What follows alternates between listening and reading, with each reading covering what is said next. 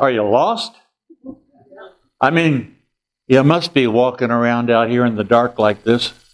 I thought I'd heard footsteps. You're shivering. Sit down by the fire. It's a Jack London desert night tonight. But the sun will be up soon, not to worry. Where you from? Oh, that's a beautiful area. Nice to meet you. I am from the Midwest myself originally, though nowadays I call Los Angeles my home. Oh, what am I doing out here? I guess I'm redressing my tracks. You see, when I was a young buck, full of spit and vinegar, I was all over the Southwest and a big part of North America. Nowadays, I just love being out here with the saguaro and the sage and, well, since you ask, I come from good old North American pioneer stock. You ever heard of a stereoptic and camera lens? My father brought one home from the Civil War, and as a boy, I took with parts and ingenuity and built my first camera around that lens. Now, I know you've read in your history books about the Western migration. We were a part of that. Migrated from Minnesota all the way over to the Pacific Northwest, and we homesteaded on a beautiful little area of the Olympic Peninsula. Oh, well, that's right, Washington State, but back in those days, it was Washington Territory. My father took that trip poorly, and he died. So, in taking care of Mother and my siblings, I did what needed to be done. I dug for clams and fished for salmon, and lumber was king in the Puget Sound Basin, so I went to work in the mill till I had the accident. I broke my back, flat on my back. Now, Mother and a neighbor girl nursed me back onto my feet. Her name was Clara Phillips, 16, sharp as a tack, and pretty as a picture. And later in time, she would become Mrs. Curtis. But as I lay there on my back, looking out that window, day after day, hour after hour, just, studying the light and the shadows and how they behaved, I believe that's when I was first bitten by the camera bug. I did recover. I mortgaged the homestead. Went across that inlet over there to the Queen City, Seattle, named after that Duwanish Indian chief, Seattle. Seattle was far kinder to the Anglo tongue. And I soon had the go-to camera studio in downtown Seattle. Right place, right time. You know, right place, right time was a pattern in my life. Oh, like that day on Mount Rainier. The Puyallup people called Rainier Kahana, mother of all waters. But you know, I climbed her 14,400 feet so much I think I knew that mountain about as well as my own mother. No, my mother was 5'3". Anyway, on this fateful day, there they were, three of America's best scientists exploring the slopes to see if it had the right stuff to become a national park. I could have saved them the effort. John Muir himself had called that mountain beautiful and luxurious. And yet, on this day, there they were, exploring the slopes, underdressed, ill-equipped, freezing their keisters and heading straight toward that Nisqually Glacier and instant crevasse. So, I scooped them up and brought them back to the camp. Warmed them up, dried them off, and we became good friends. Even though they did eat all my soup. I invited them back to the studio to see some of the prize winners, and I particularly enjoyed showing them my photograph of Princess Angeline. Well, she was Chief Seattle's daughter. And get this, Princess Angeline was the only Native American permitted to live or even show her face inside the city limits of Seattle. Good grief. Well, because of my friendship with the scientists, they introduced me to George Grinnell. That's right, the founder of the Audubon Society. Now, George has spent so much time with the tribes, they gave him a nickname, Bird. It was said that every year at the first sign of snow, Bird would fly the coop. He invited me to a great adventure up with him in Montana. So, I jumped aboard the Northern Express train, and up there, Bird and I took in the sundowns of all the native tribes. It was horrifying, mystifying, and yet, at the same time, kind of heartwarming. You see, the federal government had outlawed all ceremonies of native people as pagan. So I took as many photographs as I could, because Bird and I thought it might be the last of the Sundance. But I knew I was watching a rich and beautiful custom of Native Americans just possibly disappear before my very eyes. And as I gazed across that slope, through all those stately teepees, all the way to the horizon, I believe that's when I had the big idea, the big dream. You ever had an idea or dream so big you couldn't see it all? That's what happened to me. The big dream, I would record and codify all the traditions and all the of all the North American tribes through my photography for perpetuity. Impossible? Well, I posed my idea to Bird, and he responded enthusiastically that he thought I had the right stuff and the stamina to turn that dream into a reality. But he said there's no time to waste. We'd have to get started right away. Now, Clara and the others would keep the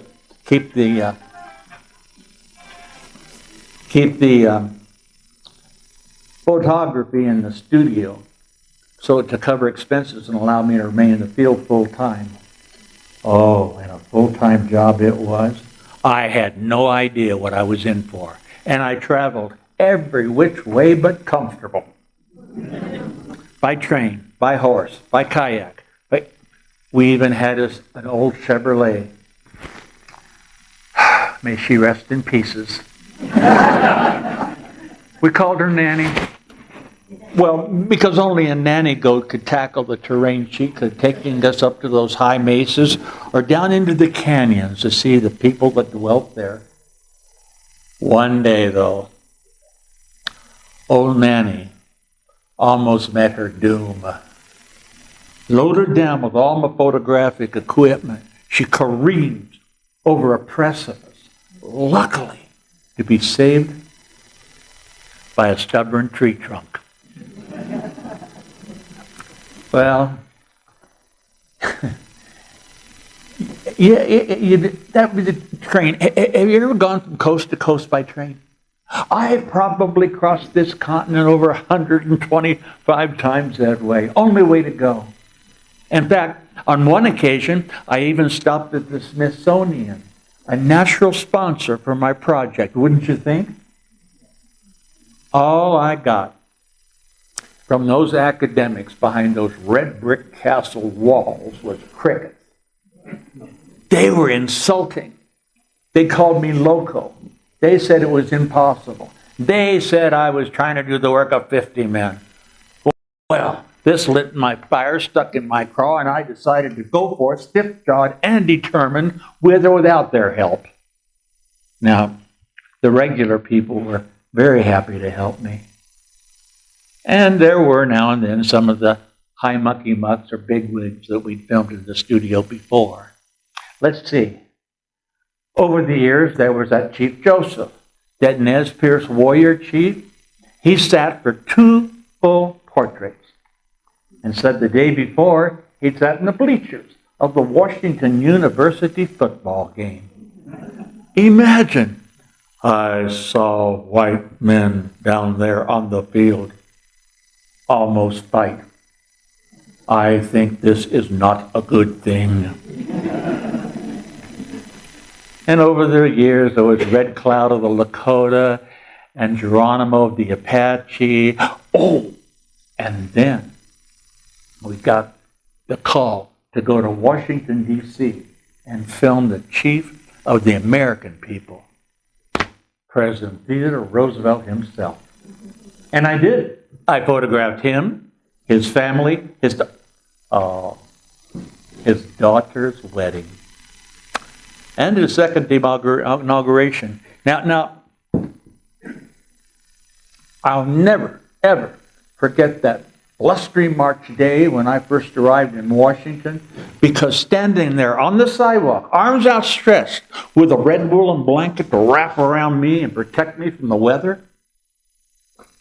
was my old friend, Geronimo. Ah, the Roosevelts. Well, the Roosevelts treated me like family in their Oyster Bay retreat, and I treated them to some of my finest Roquefort cheese salad dressing. Delicious. I had some private time with the president, too, and so I laid out all my North American Indian plans with him, and he responded enthusiastically in support, saying, "Bully, that's a good bully thing," he said. Well, bully or not, the North American Indian project was getting expensive. So I called upon the wealthiest financier in the world, J.P. Morgan. Intimidating? Sitting in front of his big oak wooden desk was like sitting in front of an oncoming freight train. And after I'd gone over everything, he just curtly dismissed my spiel. So I slowly got up and I walked to the edge of that desk and I opened my portfolio to my finest photograph of the Indian maiden Mosa. And he looked out this picture and I knew in a moment I had swayed the tycoon who could not be swayed. "I want to see these pictures in books," he gruffly said. "The finest books ever published." And this was 1907, and yet I left that office in a daze and with a $75,000 promissory note to fund the North American Indian Project. I was off at a gallop. He had me work with Bella DaCosta Green, his librarian. Oh, and she was a piece of work.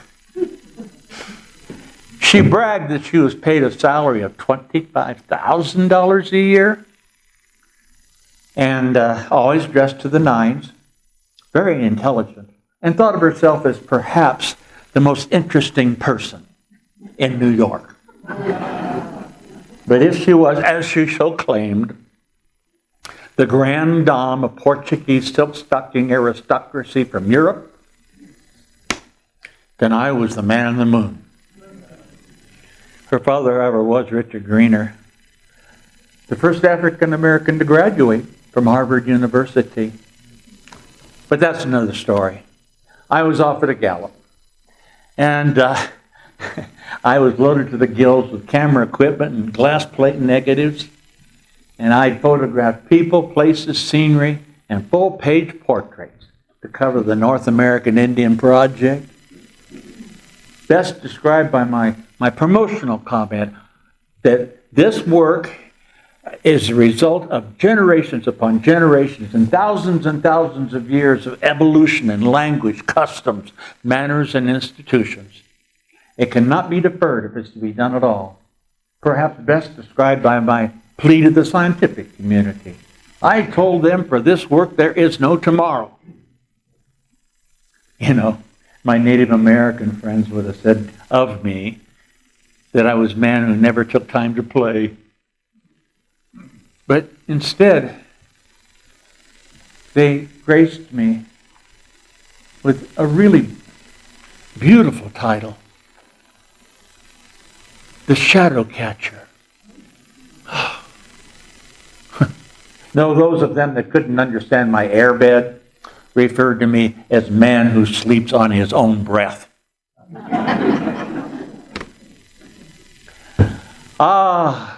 That would be a snake. A rattlesnake. Sometimes extreme measures are necessary to get through the Native American people, and for years I applied to participate in their snake dance, and for years the holy Hopi priest refused me. They would gather dozens of these beauties in the hogans, and they'd sing to them and pray to them and pet them and send them off into the desert, scurrying forth with their prayers for rain up to the gods. Finally, after some 12 years of applying and 12 years of being denied, he finally said, "Sit down next to me. If you call yourself my son, then you may call me father." Imagine 7 days fasting followed by 4 days in the blazing sun and a snake hunt. I did flush out the first one, though. And that evening in the Hogans, singing in Hopi and dancing to the beat of the drums and covered with black and white face paint. Yes, and wearing a G-string.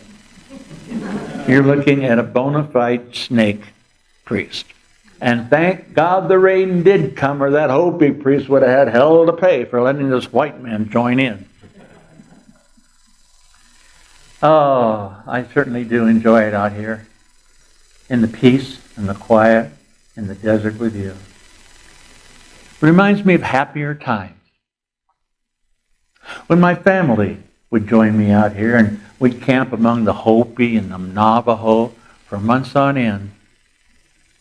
One time, however, my wife Clara and my 12-year-old son Harold came out to join me up in Montana, and it was almost a disaster. I had hired a translator, Alexander Upshaw, a full-blooded Crow, and I should tell you, a graduate of Carlisle School in Pennsylvania. And no one could get through to the souls of his people like he could. I mean, pride in his race oozed from every pore. Shortly before that, I'd been in the Badlands with Red Hawk, and he had consented to let me photograph maybe 20 of his braves reenacting that horrible tragedy of Wounded Knee, in exchange for a sumptuous meal that I would prepare for them. Well, when I came back 2 years later, Red Hawk was very happy to see me. Only there were some 200 Sioux there to participate in the meal I promised for 20. Worse, the federal government's beef rations hadn't arrived again, as usual, and the Sioux were very hungry. So, my son Harold struck out in the dark and rounded up a stinger and brought it back. And over some time, that meal was prepared, as promised. And the next day, the photography of Wounded Knee was accomplished, as promised. Oh, and the stories they had to tell of Wounded Knee and Bighorn. Oh, now Bighorn was a must-see, but it was a 2.5-week ride by horseback. However, Red Hawk and Upjohn, they said they would accompany me, along with, believe it or not, 3 of Custer's original Crow Scouts. Yes, there was Goes Ahead, White Man Runs Him, and of course, Harry Moccasin.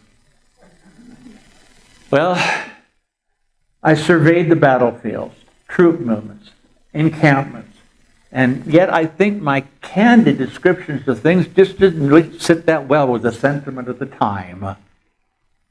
The New York Herald Tribune asked me what my Crow friends thought of Custer, and I told them they were men of almost no words, but they kept pressing me. So finally I said, they would only point to their heads like this and say, "He must have been wrong up here."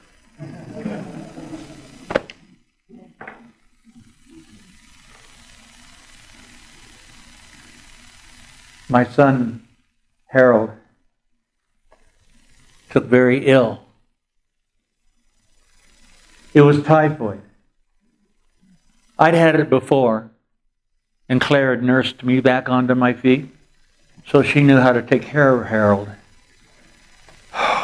But it was dire for days. I was afraid we were going to lose him.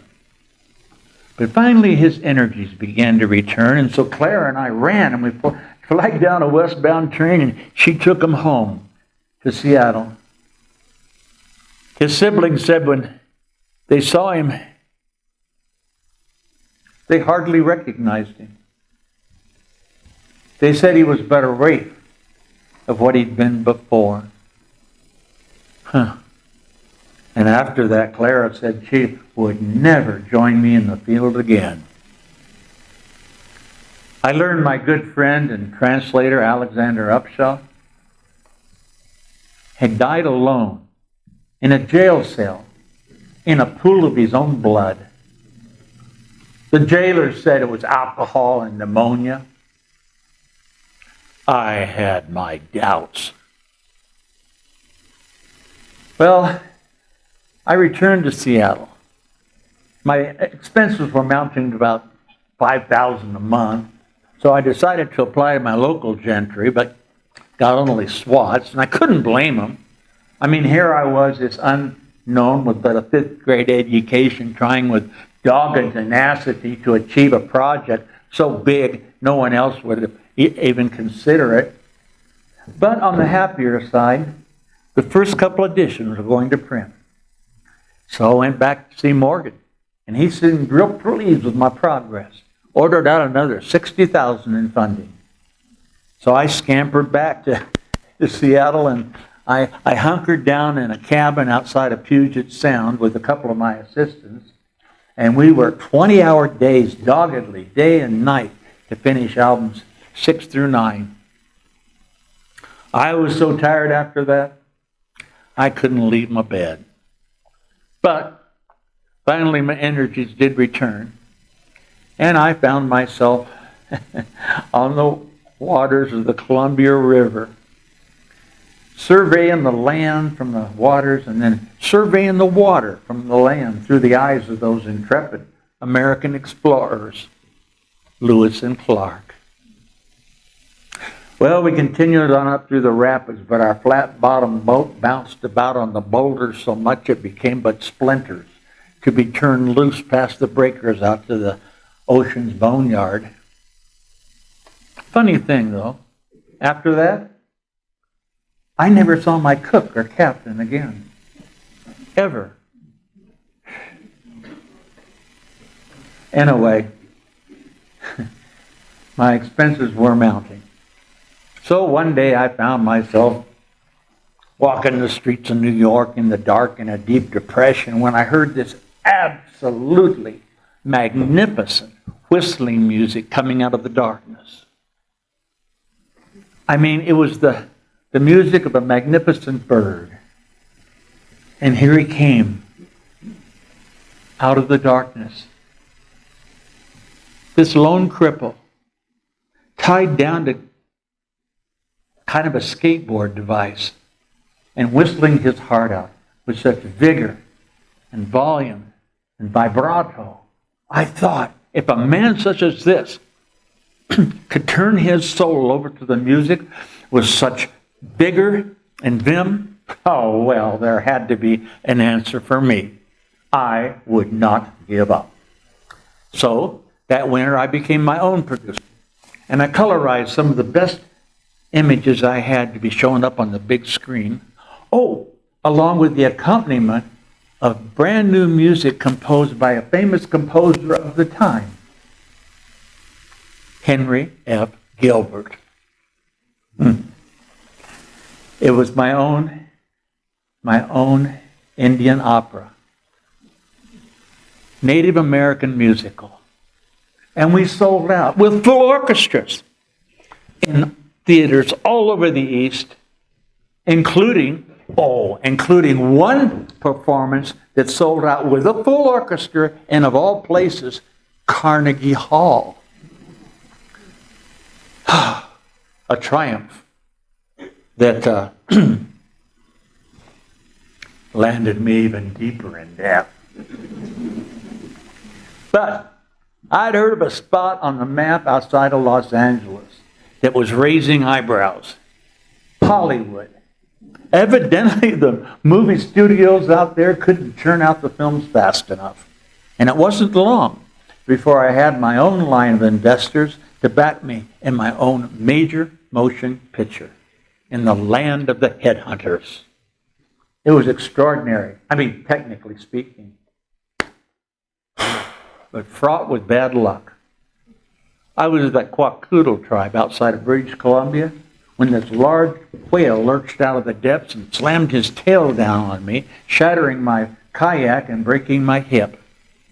And right after that, I was almost drowned as I was pinned down in the rising tide by a giant octopus. No, really. So when I returned to Seattle, I had dozens of beautiful 35 millimeters along with a hitch in my get-along that's still with me today. Well, back in those days, most motion pictures were about 10 minutes long. Mine was over 60 minutes long. And the first to be filmed on location in the Great Northwest. And the first to be filmed with a full Native American cast. It was a breakthrough in so many ways. And we sold out in theaters all over Seattle and New York to great acclaim. But our success was overshadowed in the papers by the war that had just broken out in Europe. And publicity about the lovely Mary Pickford. Wrong place, wrong time. Meanwhile, another war front had broken out at home. Clara was suing for divorce. It was a scandal in the papers with the absentee father gone so long. The absentee husband gone so long. But I had poured every energy of my soul into that North American Indian project. And when the dust settled on our divorce, Clara was awarded my studio and my glass plate negatives. But not all the glass plate negatives. You see, my daughter Beth shattered some of those glass plate negatives so her mother wouldn't profit by them. Well, I opened a new studio in the Biltmore Hotel in Los Angeles. And I was spotted by that movie producer, Cecil B. DeMille. You probably heard of some of his early Tarzan movies, or maybe the Ten Commandments. He hired me as a photographer, and it was exciting. It was a circus sort of business. But I longed to be back in the saddle, and soon was, working among the tribes for some years, until a natural respite gave me the opportunity to finish the documentation of the Southwest tribes. But Alaska beckoned. And my daughter Beth and I, we navigated around large icebergs and giant sea mammals and those prospectors crazed with their lust for gold. But I shall never, ever forget the beautiful and kind native people of Nunavut Island. Those Eskimos were beautiful people. And you know, after having called on, oh my goodness, at least 40 tribes over some 40 years, I think they were the first I'd ever encountered that hadn't been approached by missionaries. And I prayed that if any missionary were to steer his boat near their island, that the sea would do its duty.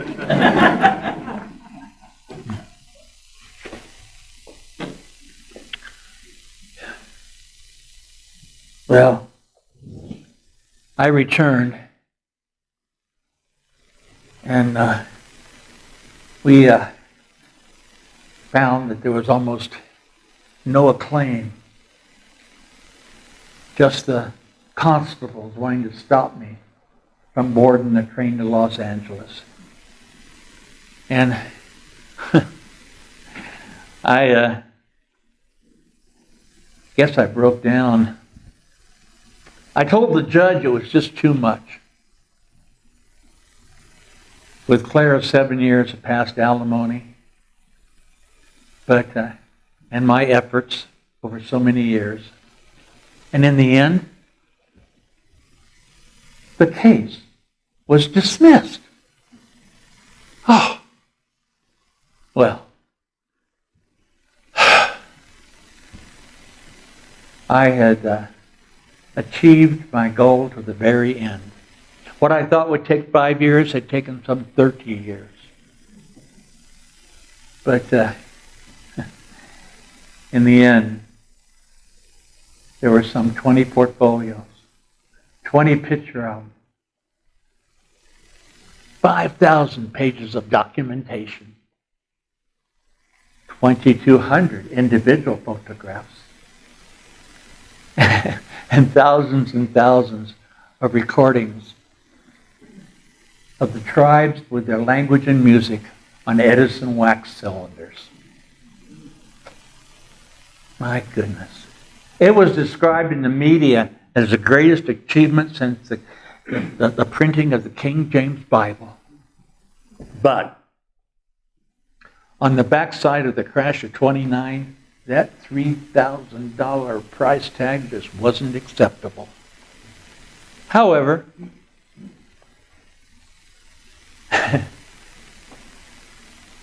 in the end, I had achieved it all. Now, I have been enthused with another goal, gold. But as I think back on those early days, it seems as though it was just yesterday. Camps destroyed by cyclones, and exhaustion in waterless deserts, smashed river kayaks and ocean-going craft, frozen hands and feet in northern blizzards, and yet, on the other hand, hours and hours of bliss and calm and comfort in the camps with the tribes. Oh, and now and then the explosive excitement whenever a long sought after particle of extremely important information was finally uncovered. Well, you've let me talk your ear off. Sorry. The light will be coming soon, and you'll be able to see your way home. But before you go, indulge me one step more. Let me take one more picture, because you see, this one will be a real crackerjack. Oh, and as you go down that path there, take a moment to reflect upon the wonderful people that cut it for you in the first place. Doka. Oh, that's Lakota for see you later. No, our Native American friends have no word for goodbye. But may the skies be all clear all day. Doka.